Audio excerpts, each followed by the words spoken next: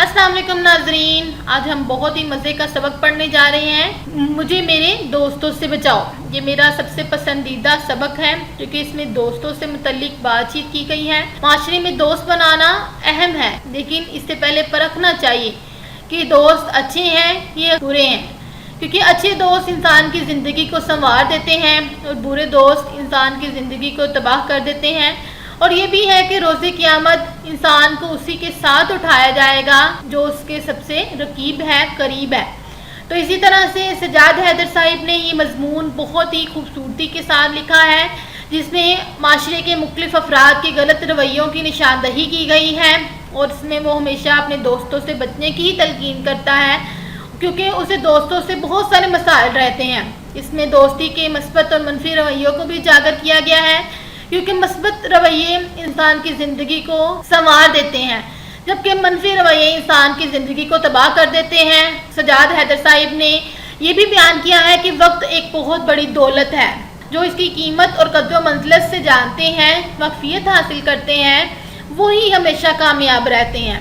वक्त दोबारा नहीं आता। जो वक्त की अहमियत को खो देते हैं और इसको गंवा देते हैं, वो अपनी ज़िंदगी में हमेशा नाकाम ही रहते हैं। बहुत ही खूबसूरत ज़बान और बयान को मुतारफ़ करवाया गया है, जबकि जुमला इस्मिया और जुमला फ़ेलिया तरकीब नहवी को डालने की तरकीब भी बयान की गई है। सबसे पहले शेर से सजाद हैदर साहिब ने इस मज़मून की शुरुआत की है, जिसमें कहते हैं, और कोई तलबे इब्नाए ज़माना से नहीं, और कोई तलबे इब्नाए ज़माना से नहीं, मुझ पर एहसान जो ना करते तो ये एहसान होता। यानी कहते हैं कि मुझे ज़माने से, इस दौर से, इस माशरे से कोई तलब नहीं है, ज़रूरत नहीं है किसी चीज़ की भी, लेकिन मुझ पर सिर्फ यही एहसान कर देते कि मेरी दोस्ती और मेरी मुश्किलातों को कम कर देते, तो ये सबसे बड़ा एहसान होता मुझ पर। तो शुरुआत कर रहे हैं दिल्ली की चांदनी चौक से। वो गुजर रहे थे कि मेरी नज़र एक फ़कीर पर पड़ी, जो बड़े मौसर अच्छे तरीके से अपनी हालत ज़ार, बुरी हालत लोगों से बयान करता जा रहा था।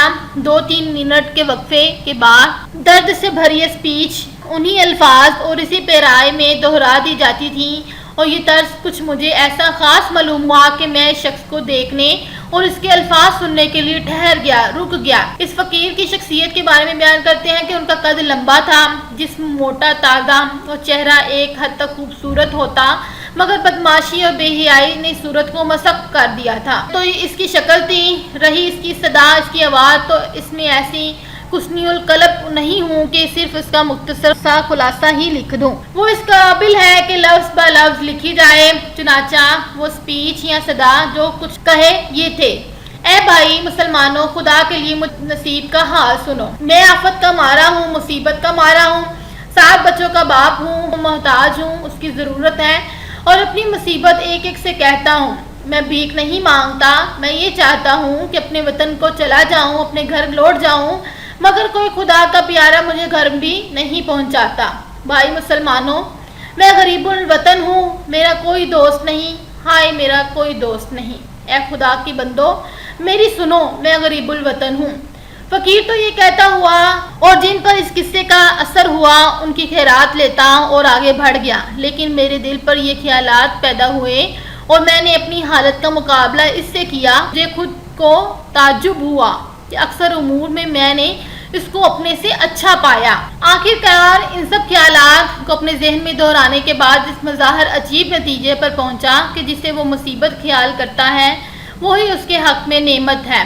वो हसरत से कहता है कि मेरा कोई दोस्त नहीं, मैं हसरत से कहता हूँ कि मेरे इतने दोस्त हैं, इसका कोई दोस्त नहीं। अगर ये सच है तो उसे मुबारकबाद देनी चाहिए। मैं अपने दिल में ये बातें करता हुआ मकान पर आया। कैसा खुशकिस्मत आदमी है, कहता है मेरा कोई दोस्त नहीं। ऐ खुशनसीब शख्स, यही तो मुझसे बढ़कर है। लेकिन क्या इसका ये कौल, इसका ये लफ्ज़ सही भी है? यानी क्या असल में इसका कोई दोस्त नहीं जो मेरे दोस्तों की तरह उसे दिन भर में 5 मिनट की भी फुर्सत, फारग वक्त ना दे? मैं अपने मकान पर एक मजमून लिखने जा रहा हूँ, मगर खबर नहीं कि मुझे ज़रा सा भी वक्त ऐसा मिलेगा कि मैं तखलिए तन्हाई में अपने ख्यालात जमा कर सकूँ, उन्होंने इत्मीनान से कलम बंद कर सकूँ, उन्हें लिख सकूँ। अब यहाँ पर सबसे पहले दोस्त का जिक्र करते हैं। भाईजान देखो, पुरानी दोस्ती का वास्ता है, ताल्लुक़ देता हूँ। मुझे इस वक्त ज़रूरत है, थोड़ा सा रुपया कर्ज दे दो। क्या उसके बाप, दोस्त, रिश्तेदार वक्त ब वक्त उसे दावतों और जलसों में खींच कर नहीं ले जाते? क्या कभी ऐसा नहीं होता कि उसे नींद के झोंके आ रहे हों, मगर यार दोस्तों का मजमा है जो किस्से पर किस्सा और लतीफ़े पर लतीफ़ा कह रहे हैं। इसी तरह क्या दोस्तों के यहाँ मुलाकात को उसे जाना नहीं पड़ता? अगर ना जाए तो कोई शिकायत नहीं करता। इन सब बातों से वो आज़ाद है तो कोई ताज्जुब नहीं कि हट्टा कट्टा है, नहीफ़ो नज़ार हूँ, फ़कीर और अपना मुकाबला करता है। और भी कहते हैं, या अल्लाह, क्या इस पर भी वो शुक्रगुजार नहीं होता? खुदा जाने वो कौन सी नेमत चाहता है। लोग कहेंगे कि शख्स के कैसे बेहुदा ख्यालात हैं। बगैर दोस्तों की ज़िंदगी दोभर मुश्किल होती है और ये उनसे भागता है। यहाँ पर मेरे पास आए एक दोस्त और मेरी खैर तलब की, हालचाल पूछा, मगर अमली नतीजा ये है कि बाप का इरादा वो होता है मुझे फ़ायदा पहुँचाने का और हो जाता है मुझे नुकसान। चाहे मुझे ये नफरीन की जाए मगर ये कहीं ये बगैर नहीं रह सकता कि आज तक मेरे सामने कोई ये साबित ना कर सका कि है बाप का एक जिम्मे गफीर रखने और शनासाई के दायरे को वसी करने से क्या फ़ायदा है। मेरे दोस्त अहमद मिर्ज़ा हैं, जिन्हें मैं भड़बड़िया, बहुत बातें करने वाला दोस्त कहता हूँ। ये नहायत ही मकबूल आदमी है और मेरी उनकी दोस्ती नहायत पुरानी और बेतकल्फ़ी की है, मगर हज़रत की खिलकत में दाखिल है कि 2 मिनट निचला नहीं बैठा जाता। जब आए शोर मचाते हैं, कोई आ रहा है, क़यामत नहीं उनके आने की मुझे दूर से ही खबर हो जाती है। अगर मेरा नौकर कहता है कि मियाँ इस वक्त काम में बहुत मशगूल हैं, तो वो फ़ौरन चीखना शुरू कर देते हैं कि कम वक्त को अपनी सेहत का भी तो कुछ ख्याल नहीं है, राती कब से काम कर रहे हैं। ये कहते हुए वो ऊपर आते हैं और दरवाज़ा इस ज़ोर से खोलते हैं कि गोया कोई गोला आके लगा हो या कोई आंधी दाखिल हो गई हो, और कहते हैं, हा आखिर तुम्हें मैंने पकड़ ही लिया, मगर देखो मेरी वजह से अपना लिखना मत बंद करना।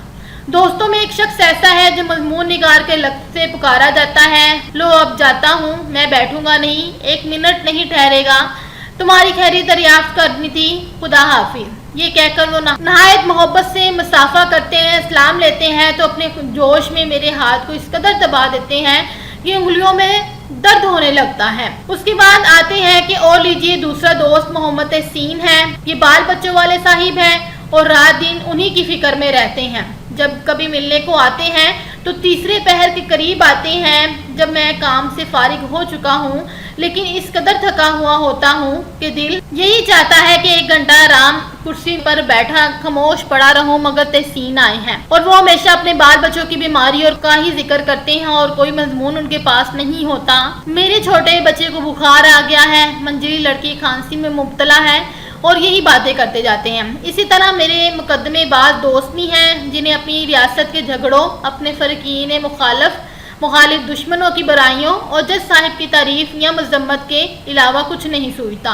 मने जुमला और बहुत से किस्मों के दोस्तों में मैं मोहम्मद शाकिर खान साहिब का जिक्र खसूसियत से ख़ास तौर पर करूँगा, क्योंकि वो मुझ पर ख़ास अनायत फरमाते हैं। शाकिर खान साहिब सलीमपुर के रईस और ज़िला भर में नहायत ही मोअज़्ज़िज़ आदमी हैं। उन्हें अपनी लियाकत के मुताबिक लिटरेचर का बहुत शौक़ है।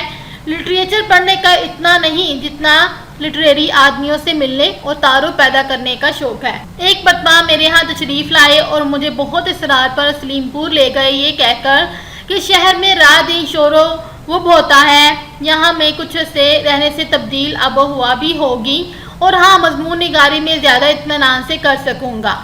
मैं ऐसे मोहब्बत अमेज़ इसरार पर इनकार ना कर सका। मुख्तसर सामान पढ़ने लिखने का लेकर मैं उनके साथ होलिया चला गया।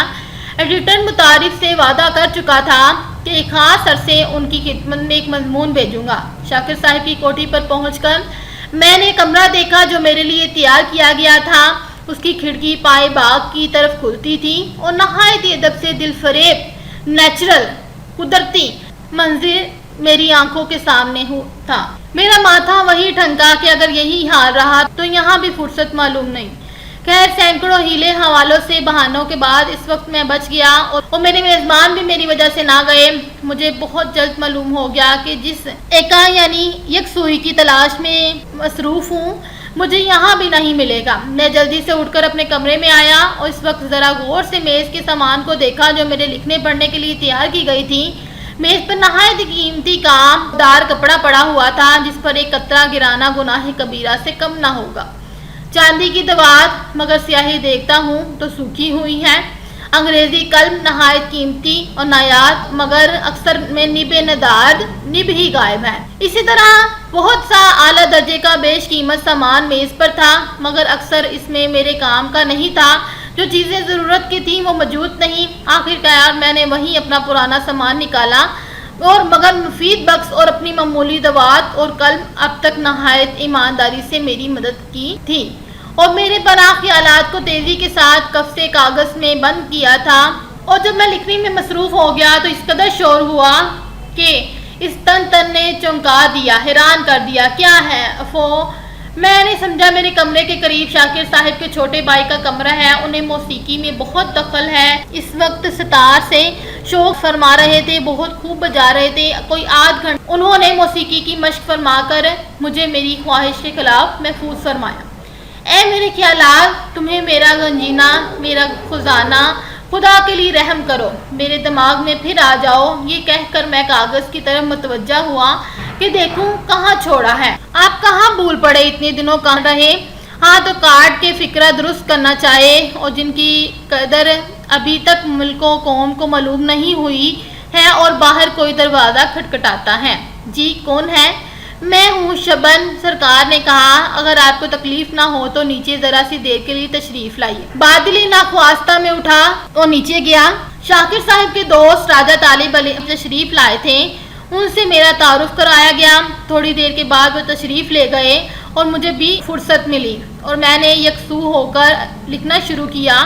تھوڑی ہی دیر ہوئی تھی کہ شبن نے پھر دروازہ کھٹکھٹایا۔ معلوم ہوا کہ پھر میری یاد۔ مجھے کامل یقین ہے، مکمل بھروسہ ہے کہ ہمارے ملک کے قابل نوجوان جنہیں تفتیش و تحقیقات کا شوق ہے اور جو کولمبس کہا جاتا ہے، ایک یورپی جہاز ہے جس کے ہندوستان کی طرف سفر کرتے ہوئے براعظم شمالی امریکہ دریافت کیا۔ کولمبس کی طرح نئی معلومات اور نئی دنیا کی دریافت کرنے کے لیے اپنے تئیں دروازے پر پھر دستک ہوتی ہے۔ کیا ہے؟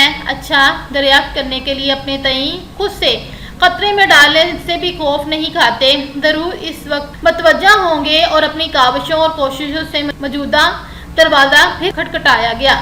ہاں حضور سرکار آپ کا انتظار کر رہے ہیں، کھانا ٹھنڈا ہو جاتا ہے۔ افو، مجھے خیال نہیں رہا، سرکار سے عرض کرنا میرا انتظار نہ کریں، میں پھر کھا لوں گا اور آئندہ نسلوں کو زیر بار احسان کریں گے۔ یہی نوجوان ہے جو قوم کی کشتی کو خدا کی مدد پر بھروسہ کر کے خطرات سے بچاتے اور ساحل مراد تک پہنچاتے ہیں۔ زندگی اور موت کا لا یقل مسئلہ دستک ہوتی ہے۔ کیا ہے؟ سرکار کہتے ہیں اگر آپ تھوڑی دیر میں کھائیں گے تو ہم بھی اسی وقت کھائیں گے، مگر کھانا ٹھنڈا ہو کے بالکل خراب ہو جائے گا۔ اچھا بھائی لو، ابھی آیا۔ یہ کہہ کر میں کھانے کے لیے جاتا ہوں، سب سے معذرت کرتا ہوں۔ کیا بات ہے؟ چہرے پر تھکن معلوم ہوتی ہے۔ کیا بہت لکھ ڈالا؟ سوائے اس کے کہ میں آمنہ اور صدقن کہوں کہ کیا کہہ سکتا ہوں۔ اب کھانے پر اصرار ہوتا ہے، ضد ہوتی ہے، جس چیز سے مجھے رغبت نہیں ہے وہی کھلائی جاتی ہے۔ بات کھانے کے میزبان صاحب فرماتے ہیں سہ پہر کو تمہیں گاڑی میں چلنا ہوگا۔ واپس کمرے میں آ کر میں تھوڑی دیر سے اس غرض سے لیٹتا ہوں کہ خیالات جمع کر لوں، پھر لکھنا شروع کر دوں گا، مگر اب خیالات کہاں۔ مضمون اٹھا کر دیکھتا ہوں، زندگی اور موت کا لایقل مسئلہ۔ اس کے متعلق کیا لکھنے والا تھا؟ ان الفاظ کے بعد کون سے الفاظ دماغ میں تھے؟ اب کچھ خیال نہیں ہے۔ زندگی اور موت کا لایقل مسئلہ بالکل حل ہو جاتا ہے، پورا فکرہ آئینے کی طرح صاف نظر آتا ہے۔ میں خوشی خوشی اٹھ کر میز پر گیا اور لکھنا چاہتا تھا کہ پھر وہی دستک۔ نوکر اطلاع دیتا ہے کہ گاڑی تیار ہے، سرکار کپڑے پہنیے، آپ کا انتظار کر رہے ہیں۔ میں فوراً نیچے جاتا ہوں تو پہلا فکرہ جو میزبان صاحب کہتے ہیں وہ ہوتا ہے آج تو دستے کے دستے لکھ ڈالے۔ میں سچی بات کہوں کہ کچھ بھی نہیں لکھا تو وہ ہنس کے جواب دیتے ہیں کہ آخر اس قدر کسرے نفسی کی کیا ضرورت ہے، اور وہ کہتے ہیں خدا کے واسطے جھوٹی نہ کھائیے قسمیں، خدا کے واسطے جھوٹی نہ کھائیے قسمیں۔ مجھے یقین ہوا، مجھ کو اعتبار آیا۔ مل ملا کر شام کو واپس آئے، کھانے کے بعد باتیں ہوئی، سونے کا وقت اپنے دن بھر کا کام دیکھتا ہوں تو پھر ایک صفحے سے زیادہ نہیں، وہ بھی بے ربط و بے سلسلہ۔ میں نے ذرا تفتیش سے ان کا حال بیان کیا، مگر یہ خیال نہ کرنا کہ یہی ان احباب کی فہرست ختم ہو گئی ہے جن سے میں رخصت طلب کر سکتا ہوں؟ نہیں، ابھی بہت سے باقی ہیں۔ مثلا ایک صاحب ہیں جو مجھ سے کبھی نہیں ملتے، مگر جب آتے ہیں میں ان کا مطلب سمجھ جاتا ہوں۔ یہ حضرت ہمیشہ قرض مانگنے کے لیے آتے ہیں۔ ایک صاحب ہیں جو ہمیشہ ایسے وقت میں آتے ہیں جب میں باہر جانے والا ہوتا ہوں، اور ایک صاحب ایسے ہیں جب مجھ سے ملتے ہیں تو کہتے ہیں میاں عرصے سے میرا دل چاہتا ہے کہ تمہیں دعوت دوں، مگر کبھی اپنی خواہش کو پورا ہی نہیں کرتے۔ ایک دوست وہ ہیں جو آتے ہیں، سوالات کی بوچھاڑ کر دیتے ہیں، جب میں جواب دیتا ہوں تو متوجہ ہو کر نہیں سنتے، یا اخبار اٹھا کر پڑھنے لگتے ہیں یا گانا گانے لگتے ہیں۔ یہ سب میرے عنایت فرما اور خیر طلب ہیں، مگر اپنی طبیعت کو کیا کروں، صاف صاف کہتا ہوں کہ ان میں سے ہر ایک سے کہہ سکتا ہوں مجھ پر احسان جو نہ ہو کرتے تو یہ احسان تھا۔ شروع میں جو انہوں نے شعر پڑھا اس کا دوسرا مصرع ہے کہ یہی احسان کریں کہ مجھ پر اپنے یہ تمام تر احسانات کرنا چھوڑ دیں کہ مجھ پر مہربانیاں کرتے ہیں، لیکن میں ان مہربانیوں کو نہیں چاہتا۔ خیالستان میں سے یہ مضمون لیا گیا ہے، مجھے میرے دوستوں سے بچاؤ۔ یہ تھا آج کا ہمارا مکمل مضمون۔ اس کو اچھی طرح سے یاد کریں، اس کی تشریح، الفاظ معنی اور مکمل خلاصے کو حل کریں۔ خدا حافظ۔